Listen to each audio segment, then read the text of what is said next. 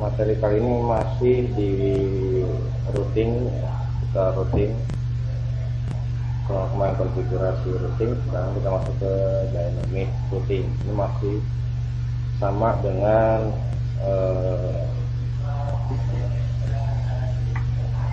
konfigurasi routing ya. Apa sih routing itu? Yang tahu routing? Jadi kemarin kita bisa routing. Kalau khawatir kan nggak tahu apa dari routing itu apa. Routing router itu berbeda ya. Kalau router itu perangkat jaringannya, kalau routing itu adalah mekanisme kerjanya. Routing itu adalah proses menentukan jalur yang akan dilalui oleh paket. Paket di sini berarti internet ya, internet yang sedang berjalan dari ISP itu paket. Jadi dia proses menentukan jalur yang akan dilalui oleh paket. Nah, perangkatnya untuk melakukan routing ini adalah router.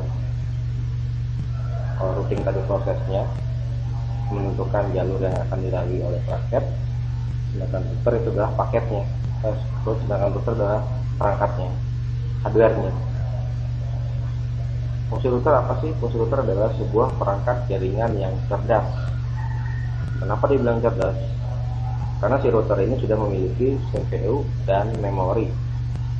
Sama seperti komputer ya, dia bisa memproses langsung di paket data yang masuk. Kemampuannya untuk menentukan jalur lewat paket serta mampu menghubungkan beberapa jaringan komputer yang berbeda. Itu adalah sebuah perangkat routingnya, namanya adalah router. Jadi router itu adalah perangkat yang cerdas. Kenapa disebut cerdas? Tadi alasannya memiliki CPU dan memori sendiri. Jadi tidak perlu menggunakan lagi PC sebagai router. Sekarang kita masuk ke dynamic routing. Dynamic routing ini bagian dari konfigurasi router, di perangkat router ini. Fungsinya adalah router atau perangkat secara otomatis membangun jalur routingnya dengan cara bertukar informasi antar router. Jadi gitu ya. Jadi dynamic routing itu adalah router secara otomatis dapat membangun jalur routingnya secara otomatis dengan cara bertukar informasi antar router. Jadi si router, jumlah router ini nggak cuma satu, ada beberapa router tergantung dari jaringan yang digunakan dalam satu wilayah. Nah, mereka dapat bertukar informasi dengan membangun jalur dari routing. Itu dynamic routing. Nah, sekarang kita akan bahas, akan kita kupas dynamic routing itu. Di sini ada IS ya, kepanjangan dari Intermediate System to Intermediate System. Itu ada keterangannya. IS merupakan routing protokol standar OSI, Open System Interconnection. Jadi panjang dari OSI di sini adalah Open System Interconnection, menggunakan state routing protokol. Saya silakan di screenshot layarnya. Nah, ini tadi kita bahas tentang dynamic routing ya. Jadi sekali lagi, dynamic routing ini adalah sebuah alat router atau perangkat router mendapat membangun jalur routingnya sendiri dengan cara bertukar informasi antar router. Di sini ada 3 kategori dari algoritma dynamic dari routing. Dynamic routing di situ yang pertama ada distance vector, yang kedua ada link state, dan yang ketiga ada hybrid.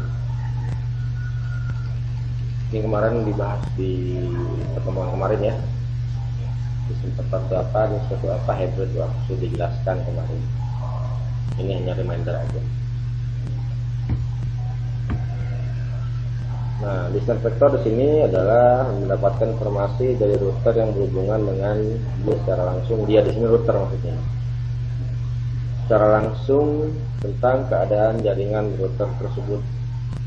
Jadi si distance vector ini router mendapatkan informasi dari router yang berhubungan dengan perangkat router tersebut secara langsung tentang keadaan jaringan router tersebut. Jadi saling terhubung, saling terkoneksi antara router dengan router yang lainnya. Itu disebut dengan distance vector. Kemudian berikutnya adalah berdasarkan informasi tangga tersebut mengolah tabel routing. Tangga di sini maksudnya adalah router satunya ya, router yang di dekatnya tangga. Ini bahasa sedikit rancu, memang dibuat seperti ini. Jadi biar kalian itu paham. Kemudian informasi yang dihasilkan adalah jumlah jarak atau hop yang dipakai untuk mencapai suatu jaringan.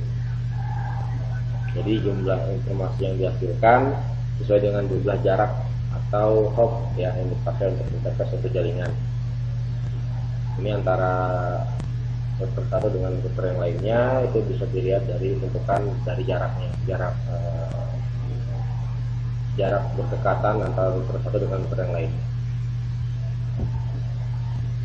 Tipe dari distance vector pertama ada IP, ada IGRP, ada IEGRP, dan BGP ya. Nah itu sudah ada keterangan di sampingnya. Di sini keterangannya bahasa Inggris ya, karena memang tidak bisa dibuat bahasa Indonesia. Silakan screenshot. Ya, oke. Routing Information Protocol RIP ya, dikenal dengan algoritma Bellman-Ford. Siapa sih Bellman-Ford ini ya? Bellman-Ford ini adalah orang yang menentukan konsep Routing Information Protocol atau si RIP ini. Si penemunya adalah Bellman-Ford ya, dengan algoritmanya. Bisa dilihat di situ keterangannya, silakan di screenshot aja, kalian bisa baca sendiri di rumah karena kita mengejar waktu.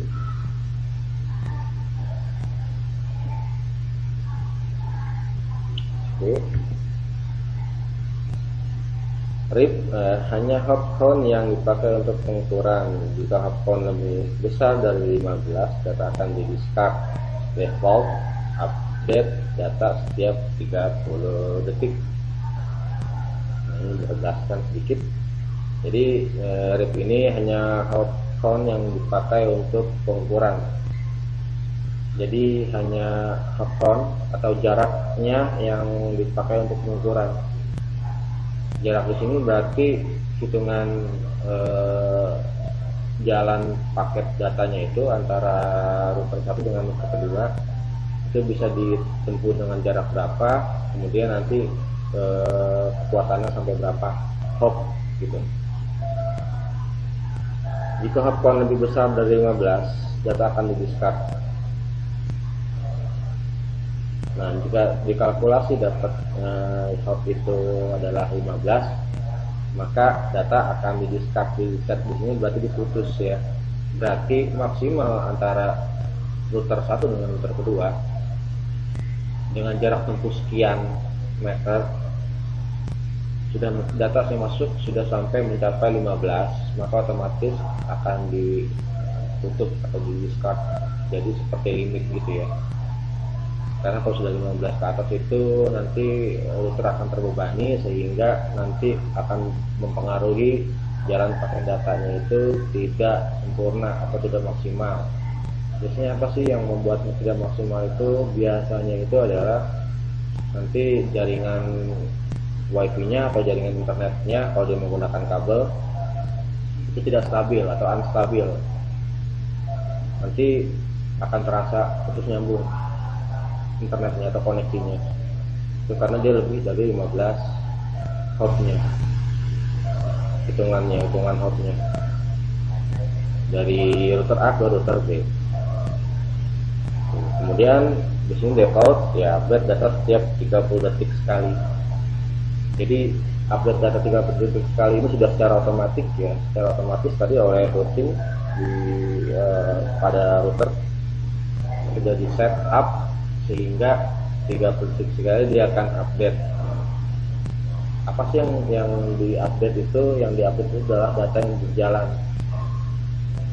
Update di sini mirip seperti refresh ya, jadi membuat si router itu tetap prima kondisinya.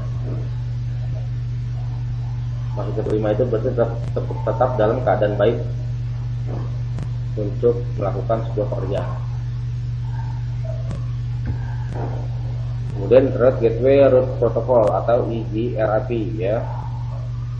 Routing protokol dikembangkan oleh Cisco. Bandwidth, load, delay, dan reliability yang digunakan dalam pengukuran. Report broadcast informasi dilakukan setiap 90 detik sekali. Nah, ini adalah protokol routing yang dikembangkan oleh Cisco, si GRP ini. Cisco ini adalah sebuah perusahaan ya, membuat perangkat seperti modem, router, dan lain sebagainya. Kemudian di situ ada bandwidth, ada load, delay, dan reliability digunakan dalam pengukuran. Jadi pengukuran ini adalah yang pertama menggunakan bandwidth ya. Bandwidth berarti jumlah paket yang digunakan atau jumlah data yang digunakan, kecepatannya berapa, kemudian di situ dia menyediakan berapa kapasitas internetnya yang digunakan. Kemudian load berarti adalah kecepatan dalam memproses ya. Kemudian delay berarti keterlambatan data sampai ke router, dari paket ke router ya, dari ISP kemudian menyalurkan paket ke router itu ada delaynya, walaupun hanya per sekian detik kita nggak merasakan delaynya secara langsung.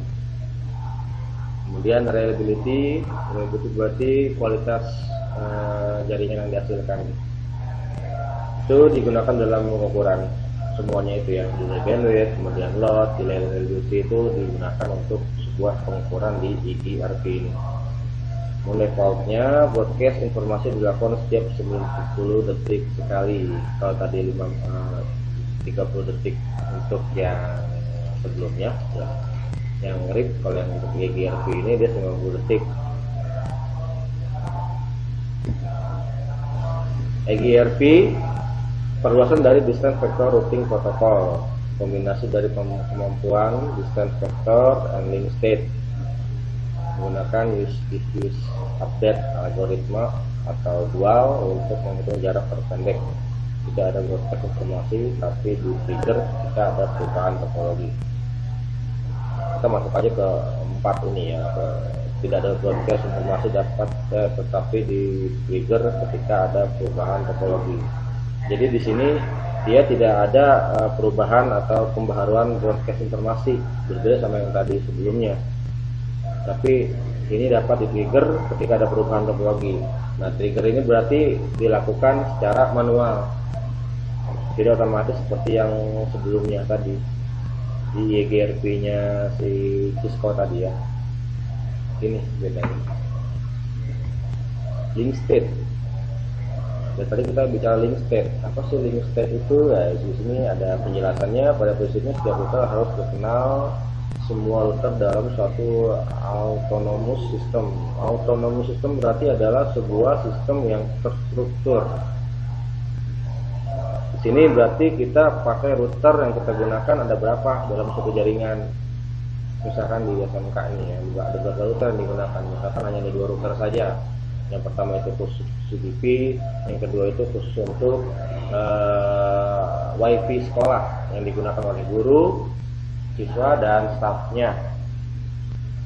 Ya, itu yang dinamakan dengan autonomous system.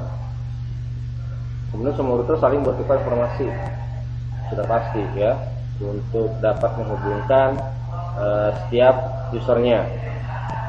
Setiap router menghitung jarak terpendek untuk mencapai setiap router. Nah, ini dilakukan oleh router. Jadi menghitung jarak terpendek untuk mencapai setiap router. Kenapa dihitung jarak terpendek? Karena agar router ini dapat mengkalkulasi ketika nanti ada loss di jalan.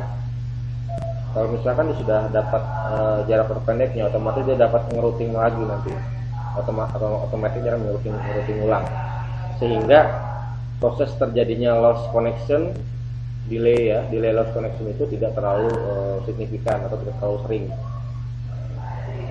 Kemudian type-nya itu ada dua, ada OSPF, ada link state. Tipenya, type-nya atau tipenya. Tahap-tahap link state bisa kalian lihat di sini, silahkan kalian screenshot ya. Ini pada waktu kita jelaskan lagi, kita mau jarak waktu ya. Oke, lanjut ke OSPF ya, karena dari open short path first, menggunakan link state routing protocol. Kemudian opsi standar routing protokol didistribusikan pada RFC 2328. RFC 2328 ini adalah sebuah paket jenis dari paket data yang diberikan oleh ISP. Menggunakan SPF algoritma untuk menghitung biaya terendah ke tujuan. Jika terjadi perubahan topologi, terjadi routing update dengan sistem flood. Sistem ini berarti nanti dia otomatis akan merouting ya, update-nya